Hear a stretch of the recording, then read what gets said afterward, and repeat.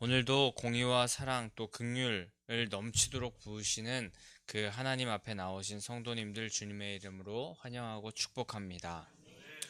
우리 존재가 제약된 곤고한 자라는 것을 인지하면서 오늘도 우리로서 나로서는 되지 않으니 주님의 긍휼을 의지한다는 그 겸손한 고백과 회개의 모습으로 주님의 힘을 덧입는 성도님들 되시기를 소망합니다. 우리에겐 소망이 없지만 주님께는 완전한 소망이 있는 줄 믿습니다. 오늘 말씀은 이제 스바냐 마지막 장 3장의 말씀입니다. 이 장에서는 이방의 나라들에 대하여서 심판 또 멸망에 대하여서 말씀하셨는데 다시 예루살렘에 대한 타락과 심판 예언을 말씀하시고 있는 본문이 오늘의 본문입니다.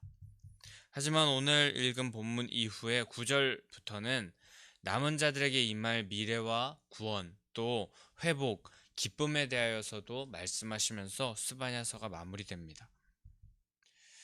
우리는 이를 통하여서 반드시 악한 자는 심판을 받지만 또 멸망을 당하지만 그 가운데 돌이켜서 하나님 앞에 주님을 의지하면서 바르게 살기를 소망하고 또 2장 9절의 말씀처럼 그렇게 살아가는 자는 남은 자들은 망하는 자들의 기업을 받음으로 말미암아서 더 성장하고 강하여지게 된다는 것을 우리가 스바냐서를 통하여서 알 수 있게 됩니다.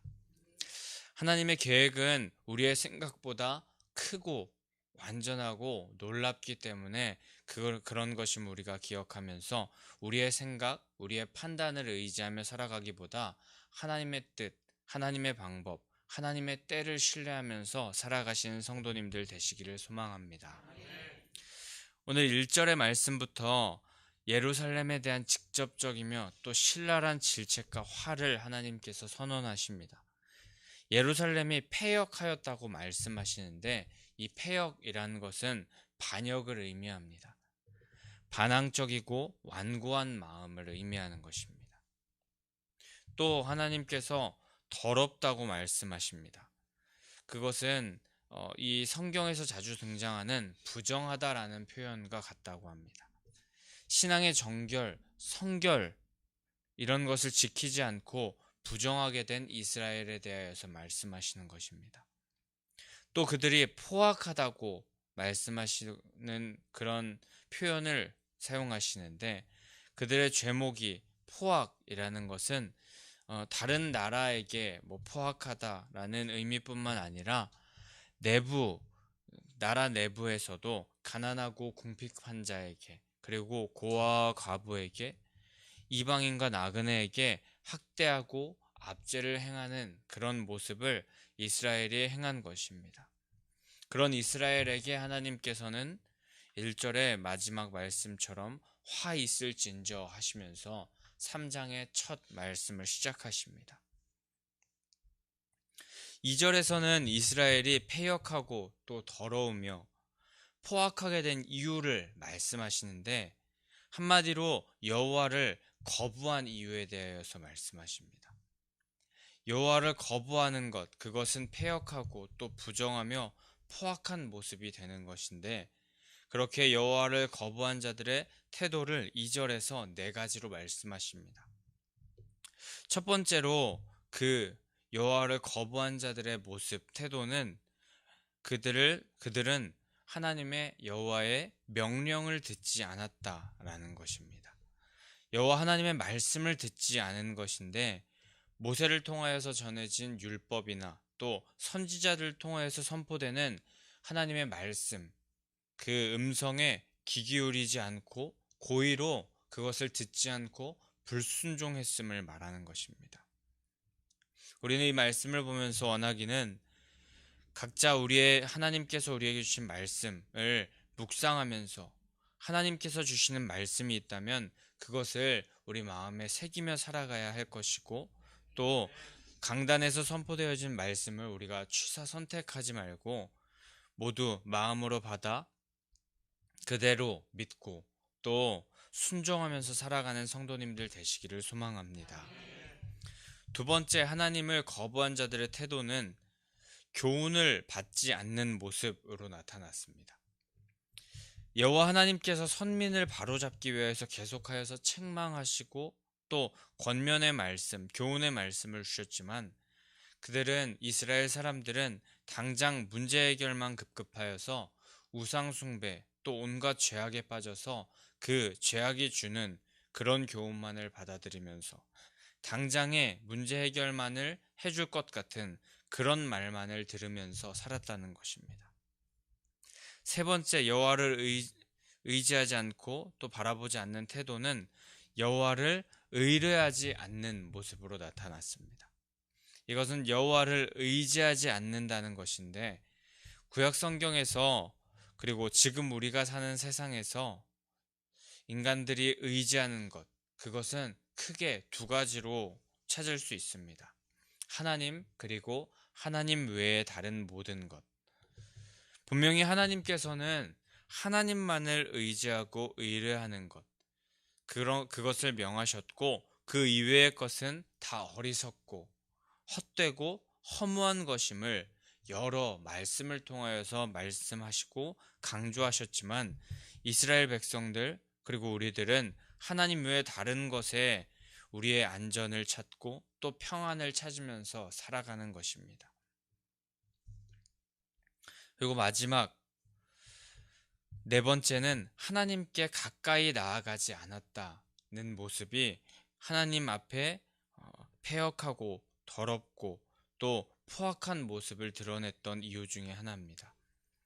하나님을 가까이 하지 않는 것은 하나님을 인정하지 않는다는 것이고 또 그것은 하나님의 백성으로서 당연히 하나님 앞에 나아가야 될 그런 도리였지만 하나님보다 죄악을 가까이 하고 하나님 외에 다른 것을 더 관심 갖고 살면서 그들의 모습을 계속하여서 죄악으로 옮겨갔던 것입니다. 이 네 가지 명령을 듣지 않고 교훈을 받지 않으며 또 여호와를 의지하지 않고 하나님께 가까이 나아가지 않는 이 네 가지 하나님 앞에 죄악으로 말미암아서 철저히 하나님을 배반하고 또 너무나도 패역한 삶을 살게 된 것이 이스라엘의 모습이었습니다. 하나님을 가까이 하지 않는 것, 또 그분의 말씀을 멀리하는 것, 진정한 힘 대신 주님을 의지하지 않는 것 하나하나는 너무나도 어리석은 일이었지만 이스라엘 백성들은 이 모든 것을 행하고 있었던 것입니다. 그리고 그리하여서 결국 하나님의 화를 면치 못한 자들이 됐습니다. 3절과 4절에서는 그래서 이스라엘의 어떤 이들이 하나님 앞에 이런 악을 행하였는지를 고발하고 있는데 지도자들을 고발하고 있습니다. 3절에서는 정치 지도자들을 가리켜서 부르짖는 사자와 저녁 1위로 비유합니다. 지도자들의 잔인함을 고발하는 것인데 자신들의 이익만을 위하여서 죄 없고 불쌍한 백성들을 착취하고 학대하는 것을 사자로 비유하였고 또 사냥감을 잡아서 뼈까지도 완전히 남기지 않고 깨끗이 먹어치우는 이리와 같은 인정사정 없이 백성들을 착취하고 억압하고 불의한 그리고 거짓되고 불법적인 판결만을 내리는 그런 것을 이리로 표현하였습니다. 그렇게 정치 지도자들을 고발하였고 4절에서는 이어서 종교 지도자들을 고발하고 있습니다. 종교 지도자들의 경솔함과 간사함, 불경건함과 율법 위반을 하는 그런 모습을 고발합니다.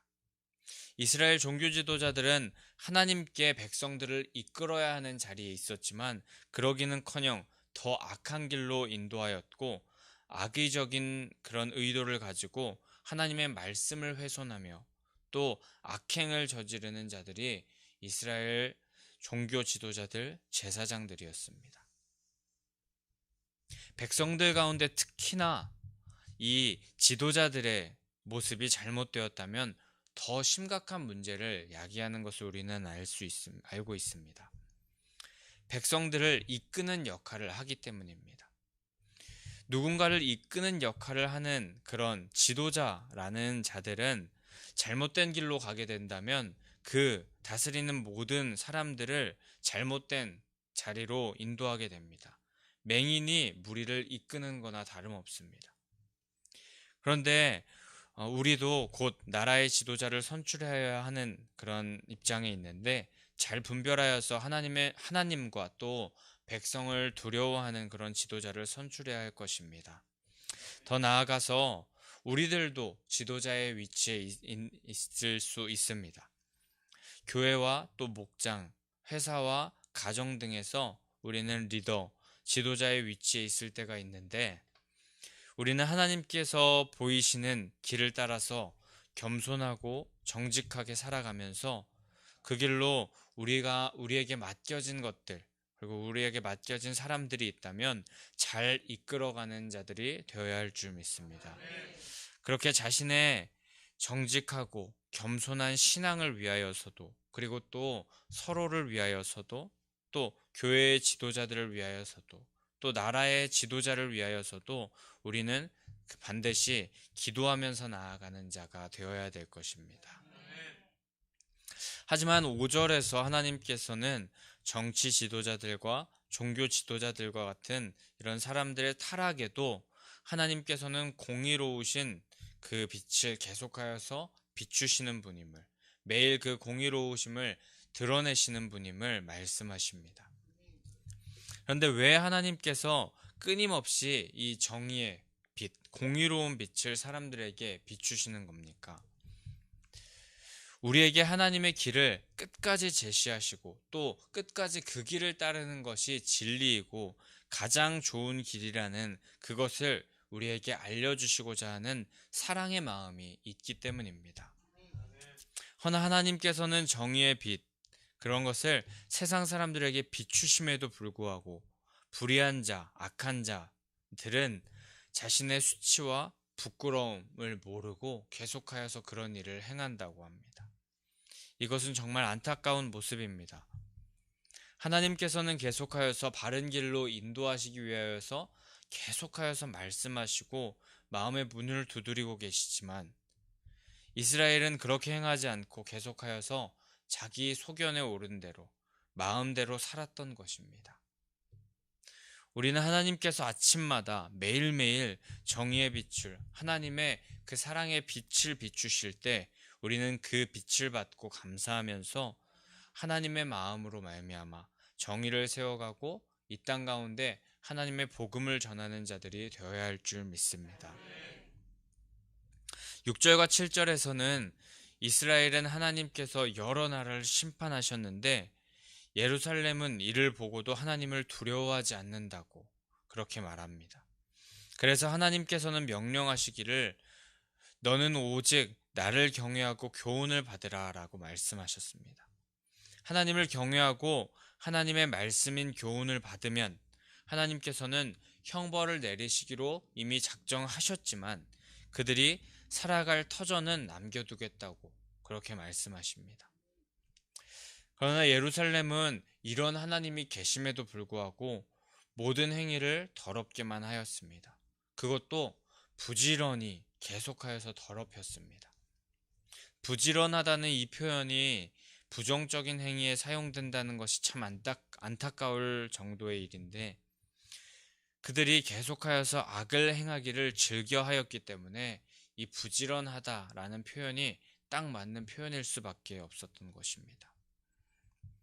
허나 우리는 악을 행하는데 부지런한 그런 자들이 되지 말아야 할 것입니다. 원하기는 선을 행하는 자의 부지런한 자 되시기를 소망합니다. 하나님께서는 형벌을 작정하셨더라도 회복을 위하여서 살 터전을 남겨두실 그럴 정도로 택한 백성들을 멸절하기를 원하지 않으셨습니다. 부지런히 악만 행하고 있었지만 하나님께서는 그들이 변화되길 원하셨고 끝까지 하나님의 백성들을 포기하지 않으시고 그들이 돌이키길 원하셨던 분이십니다. 그래서 악을 행하는데 부지런한 그런 자들에게 8절에서 하나님께서는 말씀하십니다. 그 가운데 남은 자들, 잘못을 깨닫고 돌이키는 자들, 하나님의 말씀을 듣지 않았음을 회개하면서 마음의 개혁을 벌이는 자들에게 하나님의 구원을 허락하시겠다고 말씀하십니다. 8절 전반부에는 분명히 벌할 날이 등장하는데 이는 여호와의 날이며 분노와 진노의 날이 될 것임을 말씀하십니다. 하나님께서 선지자들을 통하여서 이 자주 하시던 말씀, 그날에 모든 민족과 나라를 모으시겠다는 그 표현, 그날에 악을 행하던 자들은 질투의 불로 말미암아서 소멸될 것이라는 이 경고의 말씀. 그러나 그날 여호와의 날에 질투의 불, 또 심판이 있는 것만이 아니라 구원받는 자들에게는 그날이 구원의 은혜를 베푸시는 날이기도 한다는 것을 말씀하고 계시는 것입니다. 그리하여서 8절 이후에 이제 9절부터 그런 그 벌할 날, 여호와의 날, 분노와 진노의 날에 진노를 받을 수도 있지만 구원받는 자들에게는 구원의 은혜를 베푸는 날이라는 것을 그렇게 말씀하시면서 9절부터 하나님께서는 어떻게 구원을 베푸실지 이후에 우리에게 말씀하여 주십니다. 결국에 하나님께서 악한 백성들 중에도 그들이 그 안에서 돌이키길 원하는 자들이 있고 또 그 가운데 남은 자들이 있다면 구원해 주시는 하나님의 모습을 보이시겠다는 것입니다. 그래서 심판과 멸망의 말씀을 하시는 하나님의 이 충격 율법과도 같은 스바냐 1장, 2장 그리고 오늘 본문과 같은 이 말씀처럼 강력한 말씀과는 또 다르게 이제 9절 이후 또 특별히 우리가 잘 알고 있는 스바냐 3장 17절에는 하나님께서 하나님의 그 구원하시고자 하는 그 마음, 또 원래 하나님의 본심, 그 사랑의 그 마음이 잘 표현되어 있습니다. 우리 스바냐 3장 17절의 말씀을 그런 의미에서 함께 한번 봉독해 보도록 하겠습니다. 스바냐 3장 17절입니다. 너의 하나님 여호와가 너의 가운데에 계시니 그는 구원을 베푸실 전능자이시라. 그가 너로 말미암아 기쁨을 이기지 못하시며 너를 잠잠히 사랑하시며 너로 말미암아 즐거이 부르며 기뻐하시리라 하리라. 아멘. 하나님께서 우리를 사랑하시고 기뻐하시며 구원하실 분임을 우리가 기억하기를 원합니다. 그렇기에 그런 하나님 앞에 우리가 해야 할 일은 바로 오늘 본문의 말씀과는 반대로 행하는 것입니다. 특히 2절의 말씀에서와 같이 명령을 듣지도 않고 교훈을 받지도 않고 의뢰하지도 않고 가까이 하지도 않는 것이 아니라 이와는 반대로 명령을 잘 듣고 교훈을 받으며 여호와를 의지하며 매일매일 하나님 앞에 가까이 나아가기를 사모하는 자가 되는 것입니다. 근데 이렇게 삶의 패턴이나 방향을 완전히 바꾸는 일, 이런 것을 개혁이라고 합니다. 이 개혁은 그런데 가죽을 벗겨내는 것과 같은 고통이 따른다고 합니다. 하지만 잘못된 것을 알았다면 반드시 해내야 하는 것이 개혁입니다. 특히 성경과 역사 속에서 바른 종교개혁을 말하면 요시아의 종교개혁이나 마틴 루터의 종교개혁을 말합니다. 그런데 그 두 개혁을 살펴보면 요시아 왕은 이 개혁을 할 때 율법책이 있는 것을 깨달았고 또 그것을 찾아서 말씀을 먼저 읽으며 깨달은 후에 모든 백성에게 이 말씀, 율법책을 들려주면서 그 말씀대로 순종하며 살도록 명령하였고 각종 우상과 가증한 것들을 제거하였었습니다.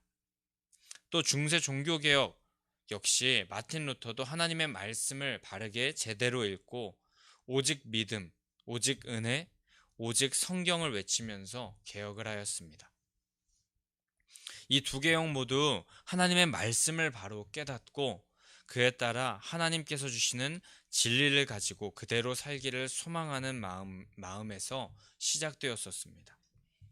오늘 말씀에서 하나님의 말씀을 멀리한 자들이 화를 입게 된다고 하였는데 우리는 그것을 기억하면서 오늘 우리에게 필요한 개혁은 무엇인지, 우리 오늘 개혁을 해야 할 부분이 우리 가운데 있을 텐데, 먼저 하나님의 말씀을 듣고 가까이 하면서 의지하여서 이 패역하고 죄악이 들끓는 세대 가운데서 우리가 제2의 마틴 루터와 같은 사람이 되기를, 또 제2의 종교개혁을 우리의 심령에 먼저 단행하는 그런 성도님들 되시기를 간절히 소망하고 축복합니다. 그렇게 우리 마음 가운데 또 우리가 살아가는 삶 가운데 말씀을 우리가 기반으로 삼아서 개혁을 하면서 나아갈 때 하나님께서 우리를 스바냐 3장 17절처럼 잠잠히 기뻐하시면서 사랑하여 주시는 그런 삶을 우리가 매일매일 누리며 살게 될 줄 믿습니다. 우리 그런 개혁의 삶, 그러므로 말미암아 하나님과 동행하는 삶을 살게 하여 달라고 268장 함께 찬송하신 후에 우리 함께 주님 앞에 기도하며 나아가도록 하겠습니다.